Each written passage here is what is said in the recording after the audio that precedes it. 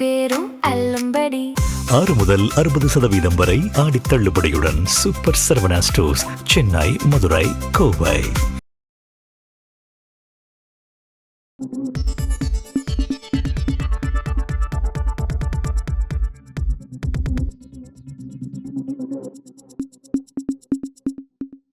அரசியல் செய்திகளை வெறும் செய்திகளாக மட்டும் அல்லாமல் அதன் பல்வேறு கோணங்களை மக்களிடம் தொடர்ந்து எடுத்துச் செல்லும் நமது நியூஸ் ஃபோக்கஸ் தமிழ் சேனலை மறக்காம சப்ஸ்கிரைப் செய்து இணைந்திருங்கள்.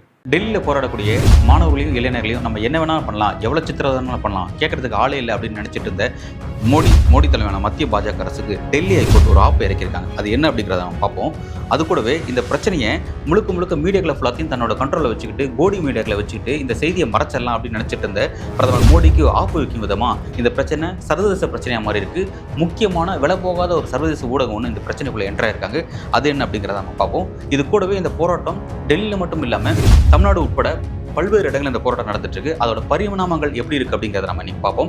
அது கூடவே இந்த போராட்ட காலத்தில் இன்ட்ரெஸ்டிங்கான ஒரு ஃபுட்டேஜ் வெளியாக இருக்கு. அந்த ஃபுட்டேஜஸ் வந்து 2 நாட்களாக வைரலாக மாறிட்டு இருக்கு. ரொம்ப ஒரு எந்தோஸ்டிக்கான நமக்கு வந்து ஒரு உற்சாகத்தை கொடுக்கக்கூடிய ஒரு ஃபோட்டோவாக இருக்கு. அது என்ன அப்படிங்கிறத நம்ம அந்த ஃபுட்டேஜ் என்ன அப்படிங்கிறத நம்ம இன்னைக்கு பார்ப்போம். இந்த முக்கியமான பிரச்சனையில் தமிழ்நாடு முதல்வர் விஜய் அவரோட நடவடிக்கையும் அவரை கண்டிச்சு எடப்பாடி பழனிசாமி ஒரு அறிக்கை ஒன்று விட்டுருக்காரு. அது என்ன அப்படிங்கிறது அந்த அறிக்கை இன்ட்ரெஸ்டிங்காக இருக்கு. அது என்ன அப்படிங்கிறத பற்றி நம்ம இன்னைக்கு எல்லாத்தையும் விரிவாக பார்ப்போம். நேர்களுக்கு வணக்கம். டெல்லியில் நடக்கக்கூடிய இந்த போராட்டம் நம்ம எல்லாருக்கும் இதை பற்றி நம்ம ரிப்பீட்டடாக பார்த்துட்டு இருக்கோம். யார் இந்த போராட்டம் நடத்துகிறாங்க, அவங்களோட கோரிக்கை என்ன அப்படிங்கிறது நம்ம எல்லாருக்குமே தெரியும். இந்த முக்கியமான போராட்டத்தில் எந்த அளவுக்கு காவல்துறையுடைய அடக்குமுறை அதிகாரத்தை மீறி, அதாவது முழுக்க அரசியலமைப்பு சட்டத்தை மீறி எந்த அளவுக்கு வயலன்ஸ் நடக்குது, காவல்துறை எந்த அளவுக்கு வந்து ஒரு ரணக்கொடூரமாக நடந்துக்கிறாங்க அப்படிங்கிறத வந்து பல்வேறு வீடியோக்கள் பல்வேறு ஃபோட்டோஸ் அங்கே வந்துட்டு இருக்கு. அது எல்லாத்தையும் நம்ம பார்த்துருப்போம். இந்த முக்கியமான பிரச்சனை பற்றி நேற்றைய தினம் உச்சநீதிமன்றத்திலிருந்து ஒரு அப்டேட் வந்துச்சு. அது என்ன அப்படின்னா, இந்தியாவுடைய தலைமை நீதிபதி திரு சூரியகாந்த் தலைமையிலான அமர்வுக்கு இது சார்ந்த ஒரு பொதுநல மனு வரும்போது இதெல்லாம் பார்க்கறதுக்கு எங்களுக்கு நேரம் இல்லை, இது பார்க்கறதுக்கான விருப்பமும் இல்லை, நாங்கள் வேற சில பிஸியான ஷெடியூல் இருக்கும் அப்படின்ற மாதிரி அதை பற்றி ஒரு கருத்து தெரிவிச்சிருந்தாங்க. அது மிகப்பெரிய அளவில் சர்ச்சையாக மாறி இருந்துச்சு.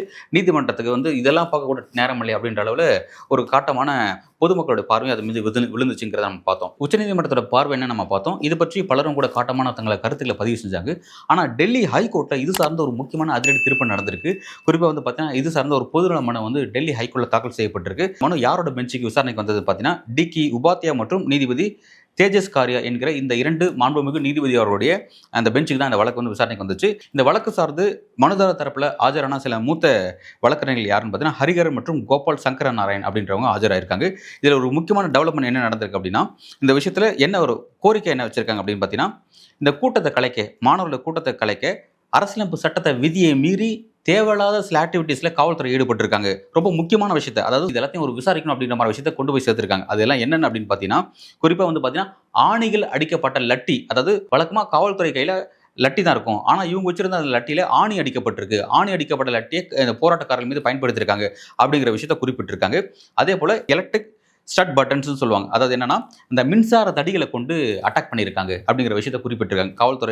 காவல்துறையினர் அந்த மாதிரியான ஒரு எலக்ட்ரிக் தடியை வச்சிருக்காங்க அப்படிங்கிறத குறிப்பிட்டிருக்காங்க. அதே போல பெல்லட் துப்பாக்கியில் பயன்படுத்தியிருக்காங்க அப்படிங்கிறது ஒரு சீரியஸான பிரச்சனை. பெல்லட் துப்பாக்கியை பயன்படுத்தி அதை சுட்டதுனால ஒருத்தர் தன்னோட வலது கண்ணோட பார்வை இழந்திருக்காரு அப்படிங்கிறத இன்றைய இந்து ஆங்கில செய்தித்தாள நியூஸ் ரிப்போர்ட் ஆயிருக்கு. அடுத்ததாக வேற என்ன குற்றச்சாட்டெல்லாம் முன் வச்சிருக்காங்க அப்படின்னு பார்த்தீங்கன்னா, காவலர்கள் வந்து அந்த நேம் பேட்ச் கொண்டவங்க, அவங்க போலீஸ் யூனிஃபார்ம்ல அவங்களோட யார் அவங்க பேர் என்ன அப்படிங்கிற மென்ஷன் பண்ணிருக்கும். இந்த மாதிரி ஊர் பேர் தெரியாதெல்லாம் சேர்ந்து காவலர்ன்ற ட்ரெஸ்ல வந்து போராட்டக்காரில் அடிச்சிருக்காங்க அப்படிங்கிற விஷயத்தை பதிவு செஞ்சிருக்காங்க. அவங்களாம் யார் அப்படிங்கிறத விசாரிக்கணும் அப்படிங்கிற ஒரு குற்றச்சாட்டை முன் வச்சிருக்காங்க. அதே போல பார்த்தீங்கன்னா, தடியடி நடத்துவதற்கு முன்பு ப்ராப்பராக ஒரு முன்னெச்சரிக்கை, அதாவது முன்கூட்டியே ஒரு தகவல் தெரிவிக்கிற மாதிரி அந்த சைரன் ஒலி எழுப்புறதுன்னு ஒன்று இருக்குது. அந்த விதி இங்கே பின்பற்றப்படவே இல்லை அப்படிங்கிறத குறிப்பிட்டு சொல்லியிருக்காங்க. அதே போல் வந்து பார்த்தீங்கன்னா, பெண் போராட்டக்காரர்கள் மீது ஆண் காவலர்கள் ரொம்ப அநாகரிகமாக நடந்துட்டாங்க, அட்டாக் பண்ணியிருக்காங்க அப்படிங்கிற விஷயத்தெல்லாம் வந்து அத்துமீறி நடந்திருக்காங்க அப்படிங்கிற விஷயத்த எல்லாத்தையும் ஃபுட்டேஜஸோட, அதாவது வீடியோ ஆதாரத்தோட வந்து கொடுத்துருக்காங்க அப்படிங்கிறது முக்கியமான விஷயம். இந்த விஷயத்தில் அந்த மனுதாரர் தரப்பில் ஆஜரான மூத்த வக்கீல் சங்கர நாராயண் அவர் என்ன விஷயத்தை குறிப்பிட்றாரு அப்படின்னா, இதில் நீதிமன்றம் மட்டும் தலையிடாமல் போனால் ஒரு காவல்துறை என்ன வேணாலும் ஒரு உத்தரவை இந்த போலீஸ்காரருக்கு போடலாம். அதாவது போலீஸ்காரர்கள் காட்டு மிராண்டித்தனமாக நடந்திருக்காங்க, இது நடந்துச்சுன்னா சட்டத்தின் அச்சம் நடக்காத மாதிரி என்ன வேணா அவங்களே செஞ்சுட்டு போகலாம் அப்படிங்கிற மாதிரி எல்லா விதமான சட்ட விதியும் மீறி இருக்காங்க அப்படிங்கிற ஒரு விஷயத்தை இங்கே பதிவு செஞ்சிருக்காரு. மனுதாரர் தரப்பில் என்னென்ன பிரச்சனை அப்படிங்கிறத முன் வச்சுட்டாங்க. ஸோ வந்து இப்போ இந்த இடத்துல அடுத்து அரசு தரப்பில் இதுக்கு நியாயப்படுத்தணும் பார்த்தீங்களா, அவங்க தங்களோட வாதத்தை முன் வைக்கிறாங்க.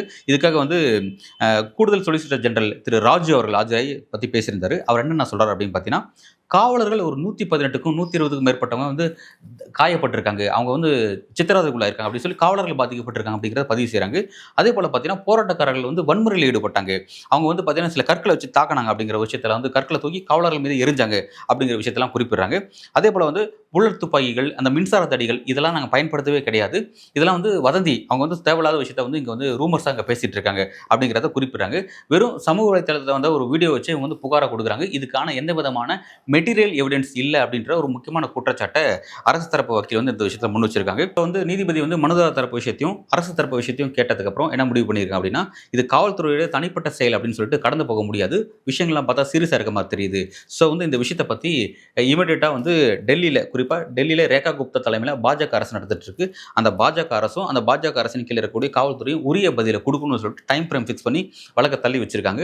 அது கூட இன்னொரு முக்கியமான விஷயம், இதுதான் கவனிக்கத்தக்க விஷயம் என்னன்னா, இது சம்பந்தமாக இருக்கக்கூடிய சிசிடிவி காட்சிகள், அந்த பகுதியில் இருக்கக்கூடிய சிசிடிவி காட்சிகளையும் பிறகு இது சம்பந்தமான வெளியான வீடியோக்கள் ஃபுட்டேஜஸ் எல்லாத்தையுமே பாதுகாத்து வைக்கணும். அது எப்படின்னா, ஆல்ரெடி அதுக்கான ப்ராப்பரான கைட்லைன்ஸ் எஸ்ஓபி ஃபார்ம் பண்ணி கைட்லைன்ஸ் உருவாக்கி வச்சிருக்காங்க, அதன்படி அந்த மாதிரியான விஷயத்தை எல்லாத்தையும் வழக்கோட விசாரணைக்காக பாதுகாத்து வைக்கணும் அப்படின்ற ஒரு முக்கியமான நெருக்கடியை இதில் ஏற்படுத்தியிருக்காங்க. இதுதான் பாஜக வச்ச ஒரு முக்கியமான ட்விஸ்ட். ஏன் அப்படின்னா, இது சம்பந்தமான லட்சக்கணக்கான சில பல லட்சங்களில் தொடும் அவ்வளோ வீடியோக்கள் இன்னைக்கு இன்ஸ்டாகிராம் பேஜில், குறிப்பாக காக்ரோச் ஜனதா பார்ட்டியினுடைய அவங்க அஃபிஷியல் பேஜில் போனீங்கன்னா லட்சக்கணக்கான வீடியோக்கள் இருக்குது. அதை தாண்டி அங்கே இருக்கிற மற்ற ஜேர்னலிஸ்ட்டு, இண்டிபெண்டன்ட் ஜேர்னலிஸ்ட்டு, இன்ஃப்ளூயன்சர்ஸு பலரும் அந்த பகுதியில் போய் ஏகப்பட்ட ஃபுட்டேஜஸ் எடுத்திருக்காங்க. இது அவ்வளவும் இந்த வழக்குக்கு ஒரு முக்கியமான எவிடன்ஸாக இருக்குது.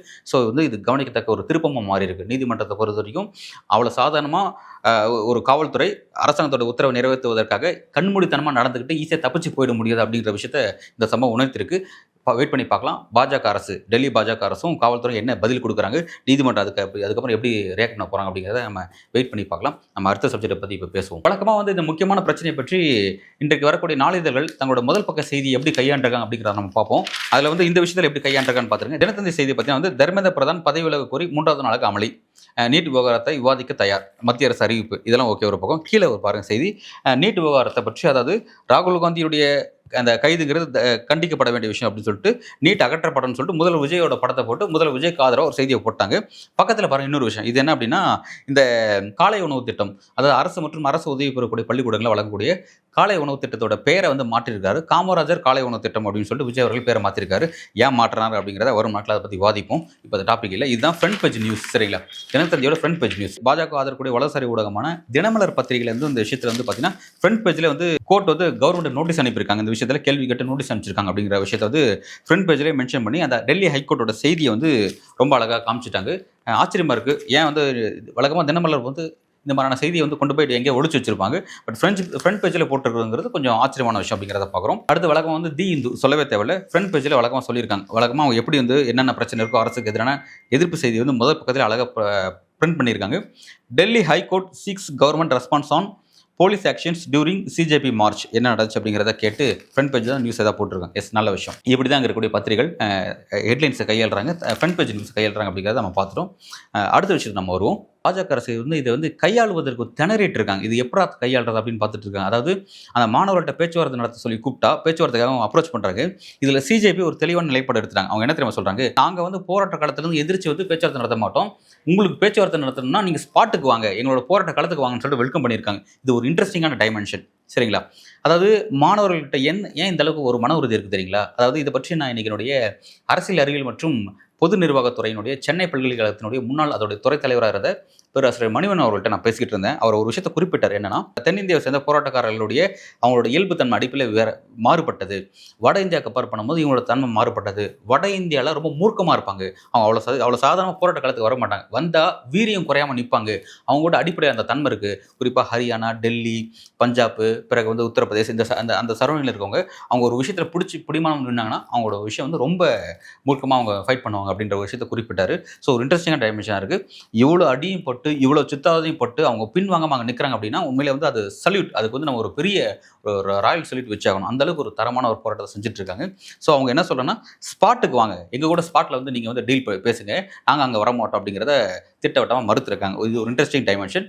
இப்போ இதை பற்றி பார்லிமெண்ட் செஷன்ஸ் போயிட்டு இருக்கு இல்லையா, மழைக்கால கூட்டத்தொடர் போது பார்த்தீங்களா, இதில் ஆளும் அரசு நாடாளுமன்ற விவகாரத்துறை அமைச்சர் கிரண் ரிஜிஜு என்ன சொல்கிறாங்கன்னா, நீட் கொஷின் பேப்பர் லீக்கேஜ் பற்றி பேச நாங்கள் தயாராக இருப்போம், வாங்க பேசலாம் அப்படின்னு கூப்பிட்றாங்க.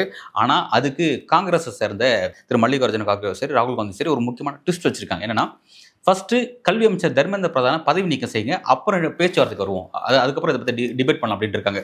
அதாவது தெளிவாக ஒரு முடிவு பண்ணிட்டாங்க. தர்மேந்திர பிரதான நீக்கி ஆகணும், கேபினெட் வந்து அவர் நீக்கி ஆகணும், நீக்கினா மட்டும் தான் அடுத்த கட்ட பேச்சுவார்த்தை அப்படிங்கிற இடத்துல வெளியில் இருக்க சிஜேபியும் கான்ஃபிடென்ட்டாக இருக்காங்க, பார்லிமெண்ட்டுக்குள்ள இருக்கக்கூடிய காங்கிரஸும் கான்ஃபிடென்ட்டாக இருக்காங்க. ஸோ இந்த விஷயத்தில் வந்து பார்த்தீங்கன்னா பாஜக ஒரு நெருக்கடி.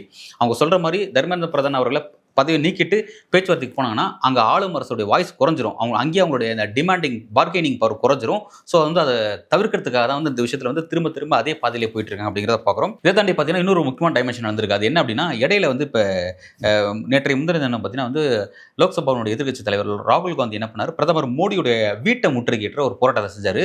அந்த போராட்டம் செஞ்சதில் இந்திய கூட்டணிக்குள்ள ஒரு அப்செட் ஆயிருக்கு. குறிப்பாக இந்திய கம்யூனிஸ்ட் கட்சி என்ன சொல்கிறாங்க அப்படின்னா, யாரை கேட்டு நீங்கள் வந்து பிரதமர் மோடியோட அலுவலகத்தை முற்றுகையிட போனீங்க, இந்திய கூட்டணியாக முன்னெடுத்து நம்ம இந்த போராட்டத்தை செய்ய போகிறோம், நம்ம எல்லாரும் ஒன்றா தான் இதில் நிற்க போகிறோம், அப்படி இருக்கும்போது காங்கிரஸ் கூட இப்படி தன்முனைப்பாக நீங்கள் போனீங்க அப்படின்னு கேட்குறாங்க. அதோட உள்நோக்கம் நம்ம எப்படி பார்க்கணும், ராகுல் காந்தி ஒரு ஹீரோசம் ட்ரை பண்ணியிருக்காரு போல இருக்கு.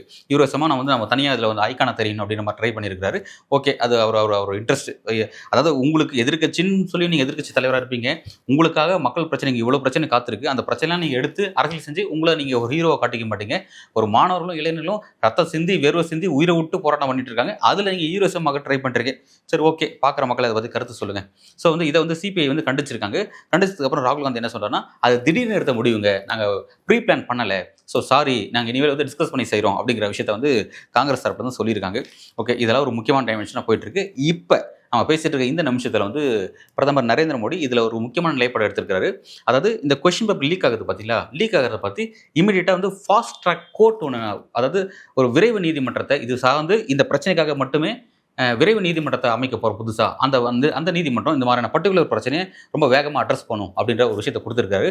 பட் இதை ஸ்டில் நவ் சிஜேபி ஏற்கவே இல்லை. ஃபர்ஸ்ட் தர்மேந்திர பிரதான், வேரிஸ் தர்மேந்திர பிரதான் அவரை பதவி நீக்கிட்டீங்களா அப்படிங்கிற கோரிக்கையில் தான் இன்னமும் உட்காந்துட்டு இருக்காங்க அப்படிங்கிறது முக்கியமான ஒரு விஷயம். அடுத்த சப்ஜெக்ட் என்ன அப்படின்னா, இந்த போராட்ட களத்தில் இருந்து அங்கேருந்து வரக்கூடிய சில விஷுவல்ஸ், சில வீடியோஸ் வந்து பார்த்தீங்கன்னா நமக்கு வந்து ஒரு இன்ட்ரெஸ்டிங்காக இருக்குது. நமக்கு ஒவ்வொரு நாளும் அதிர்ச்சி அளிக்கக்கூடிய, மனசுக்கு வலி ஏற்படுத்தக்கூடிய சில விஷயங்களை பார்க்கவே முடியாது, கண் கொண்டு பார்க்கவே முடியாத அளவுக்கு ரணக்கொடூரமாக இருக்கக்கூடிய வீடியோஸ்லாம் அங்கேருந்து வந்துகிட்டே இருக்குது.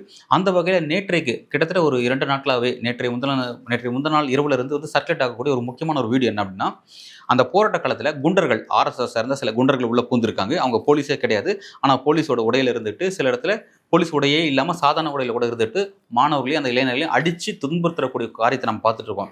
அப்படிப்பட்ட ஒரு நபர் என்ன பண்ணுறாரு அப்படின்னு பார்த்தீங்கன்னா, ஹெல்மெட்டை போட்டுட்டு இருக்காரு. அவர் என்ன பண்ணுறாருன்னா, ஒரு போராட்டக்காரர் ஓடிட்டு இருக்காரு. அந்த வீடியோ நீங்கள் பாருங்கள், அந்த வீடியோ நாங்கள் பதிவு செய்கிறேன். இந்த வீடியோவில் பாருங்கள், ஒரு போராட்டக்காரர் அவர் வந்து அவர் போராட்ட காலத்துலேருந்து நீக்கணும் அப்படிங்கிறதுக்காக என்ன பண்ணுறாங்க, அவரை தூக்கி கீழே போட்டு அவருடைய முதுகெலும்பு உடைக்கணும் முயற்சி பண்ணுறாங்க.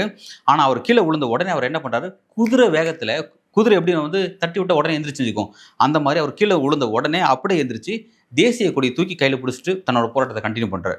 இது வந்து சோஷியல் மீடியாவில் வைரலாக போயிட்டு இருக்கு. அவர் வந்து சூப்பர்மேன், போராட்ட காலத்தினுடைய சூப்பர்மேன் அப்படின்ற மாதிரி அவரை போட்டு குரூப்ஸ் பண்ணிட்டு இருக்காங்க. அதை பார்க்கும்போது நமக்கு ஒரு வைப் ஆகுது, சே இப்படி தான் போராட்டம் இருக்கணும் அப்படின்ட்டு. அதாவது அவனை தூக்கி போட்டு அவனுக்கு கோவம் வந்து அவன் நோக்கம் சேரல பார்த்தியா, இவனை அடிக்க போய் அங்கே ஒரு வன்முறை நடக்கும் பார்த்தியா, அந்த மாதிரி வன்முறைக்கான வாய்ப்பே அவர் தவிர்த்துட்டு அழகாக என்ன நோக்கத்துக்காக வந்தோமோ அந்த நோக்கத்தில் கான்சன்ட்ரேட் பண்ணுறாரு.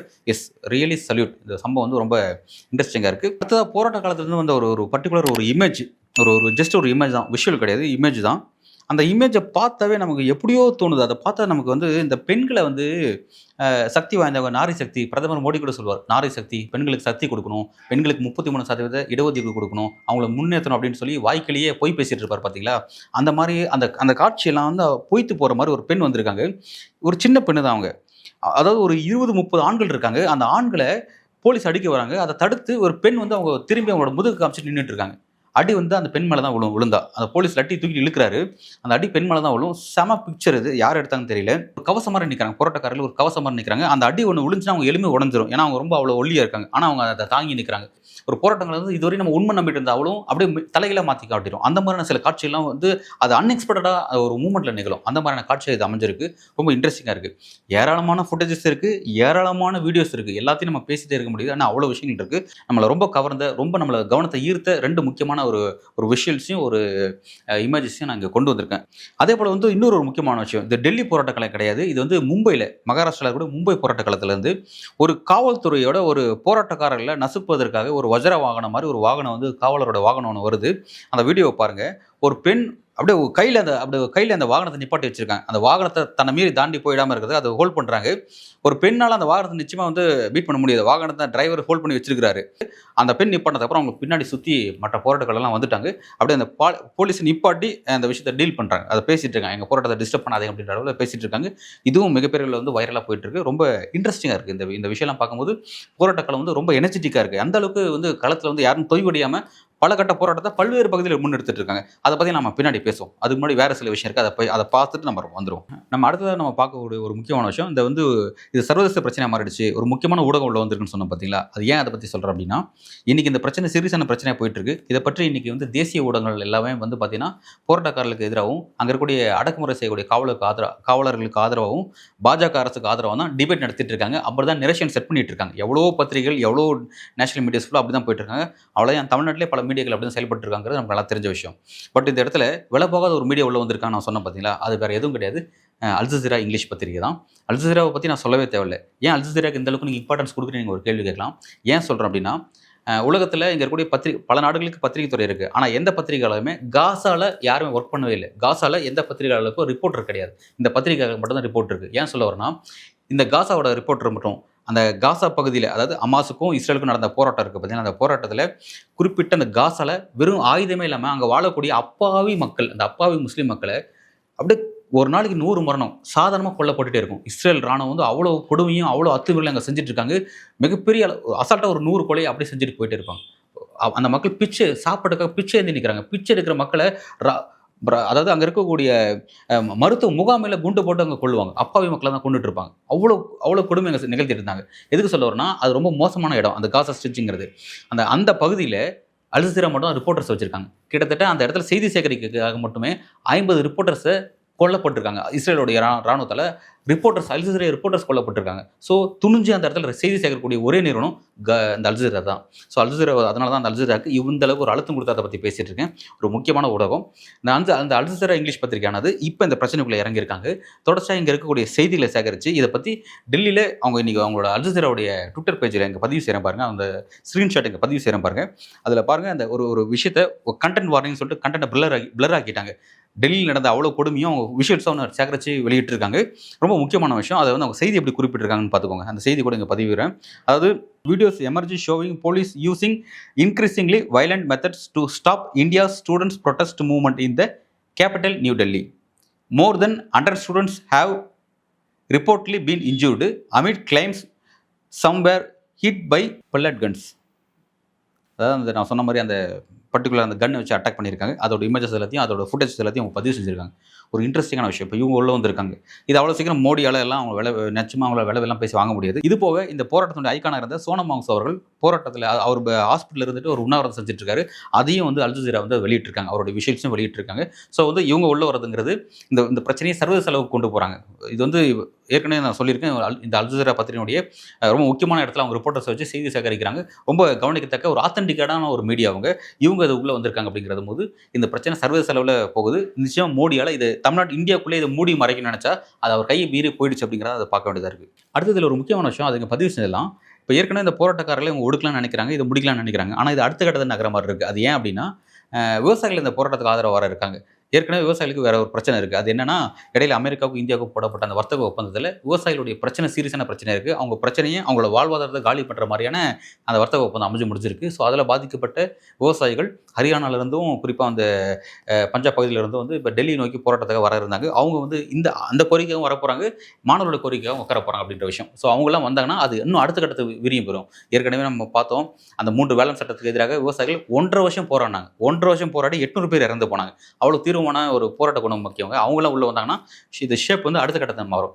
ஸோ இப்போ இவங்க போராட்டத்தை அடுத்த கட்டத்தை கொண்டு போகிறாங்க. அப்படிங்கிறதுனால மோடி அரசும் ஒன்றும் பின்வாங்கல. அவங்க என்ன பண்ணுறாங்க, இதை அடக்கி ஒடுக்கிறதுக்கு அவங்ககிட்ட மேன் பவர், அவங்களோட மிலிட்ரி ஃபோர்ஸ் கம்மியாக இருக்குன்றதுக்காக வெஸ்ட் பெங்காலில் இருந்து மிலிட்ரி ஃபோர்ஸ் வந்து 20 கம்பெனி ராணுவத்தையும் 20 மற்ற ராணுவ குழுக்களையும் அங்கேருந்து கொண்டு வந்து இறக்குறாங்க. ஸோ மோடி அரசு இதை வந்து இப்படி தான் டீல் பண்ணுற ஒரே முடிவில் இருக்காங்க. இது காரணம் முழுக்க நான் என் மினிஸ்டரை மாற்ற மாட்டேன், என் கேபினெட்டை மாற்ற என்னோட முடிவுக்கு உட்பட்டது, நீங்கள் சொல்லி நான் மாற்றுறது என்ன அப்படின்ற மாதிரி ஈகோ டச் பண்ணி அவர் ஃபைட் பண்ணி அடிச்சிட்டு இருக்காரு. அவர் எவ்வளோ தூரம் ஃபைட் பண்ணுறாருன்றதை நம்ம பொறுத்து இருந்து பார்க்கலாம். இப்போ இந்த போராட்டம் தமிழ்நாட்டில் பல்வேறு இடங்களில் நடந்துட்டுருக்கு. எஸ்எஃப்ஐ ஸ்டூடெண்ட்ஸ் ஃபெடரேஷன் ஆஃப் இந்தியாவும் DYFI democratic youth federation of இந்தியாவும் இந்த 2 யங்ஸ்டர்ஸ் அமைப்பு இருக்குது பார்த்தீங்கன்னா, ஒரு ஸ்டூடெண்ட் அமைப்பு, ஒரு யங்ஸ்டர்ஸ் அமைப்பு. இது 2தோட பேரண்ட் பாடியாக தான் சாட்சாத் நம்ம சிபிஎம் இருக்காங்களே, communist party of India, Marxist இருக்காங்களே, அவங்களுடைய விங்கு தான். இது எல்லாருக்கும் நல்லா தெரிஞ்ச விஷயம் தான். எதுக்கு சொல்ல வரேன்னா, அந்த அமைப்பு, அவங்களோட ஸ்டூடெண்ட் அமைப்பும் யங்ஸ்டர்ஸ் அமைப்பும் கிரவுண்டில் பல இடங்களில் பல கட்ட போராட்டத்தை நடத்துகிறாங்க.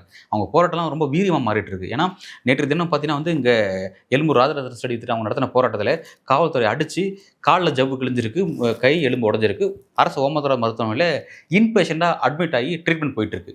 இதுக்கு முன்பு போராட்டம் பண்ணாங்க. அப்போ அடிக்கப்பட்டுச்சு. அப்போ மருத்துவமனை கூட்டு போனாங்க. அவுட் பேஷண்டாக ட்ரீட்மெண்ட் பண்ணி அனுப்பிச்சு வச்சுட்டாங்க. என்ட்ரி போடல. ஆனால் இப்போ வந்து இன்பேஷண்ட் ஆகி, ஏன்னா பிரச்சனை சீரியஸ் ஆயிடுச்சு, அந்த அளவுக்கு போராட்டம் பண்ணிட்டு இருக்காங்க. இதில் இன்னொரு விஷயம் என்னன்னா, டெல்லியில் எப்படி வந்து போலீஸ் பேட்ச் இல்லாத ஒருத்தவங்க வந்து மாணவர்கள் அடிச்சு ட்ரீட் பண்ணுறாங்க நம்ம பார்த்தோம் பார்த்தீங்களா. இதே மாதிரியான பிரச்சனையை நேற்றைய தினம் எஸ்எஃப்ஐ ஸ்டூடெண்ட்ஸ் வந்து இந்த போராட்டம் நடத்த போது அவங்க பதிவு செஞ்சுருக்காங்க.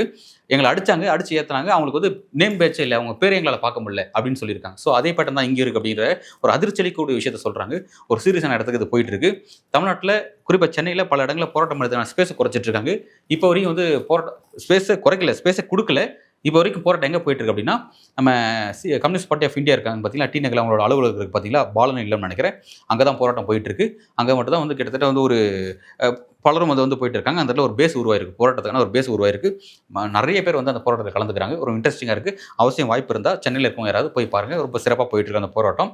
அது மட்டும் இல்லாமல் மதுரையில், திருவாரூரில், விழுப்புரத்தில் பல்வேறு பகுதிகளில் வந்து இந்த எஸ்எஃப்ஐயும் டைஃபியும் வந்து பலகட்ட போராட்டம் செஞ்சுட்டு இருக்காங்க. இதுக்கு அரசியல் கட்சிகளோட ஆதரவு இருக்குது. திமுக, சிபிஎம், சிபிஐ, மற்ற கட்சியில் ஆதரவு இருக்குது. இதில் ஒரு முக்கியமான விஷயம் நம்ம கவனிக்கணும். என்ன அப்படின்னா, இந்த ஏன் இந்த டைஃபியோட பேரண்ட் அமைப்பு பற்றி சொன்னேன், எஸ்எஃப்ஐயும் டைஃபி ஏன் அதோட பேரண்ட் அமைப்பு சிபிஎம்ங்கிறத நான் சொன்னேன் தெரியுங்களா.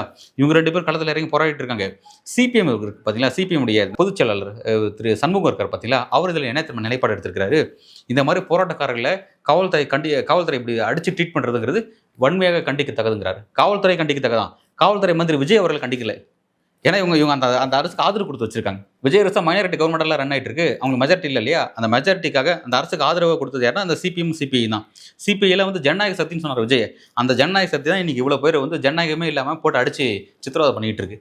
அதுக்கு இவங்க வந்து காவல்துறை கண்டிக்கிறாங்கன்னா விஜயை கண்டிக்கல, இந்த அரசை கண்டிக்கல. நல்லா பாருங்க, காவல்துறையை தனியாக பிரித்து அட்ரஸ் பண்ணுறாங்க.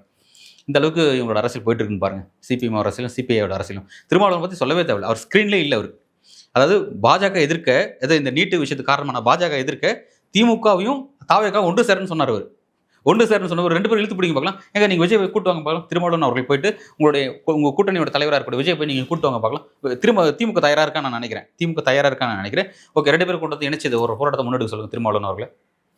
ஸ்க்ரீனில் இல்லை அவர்.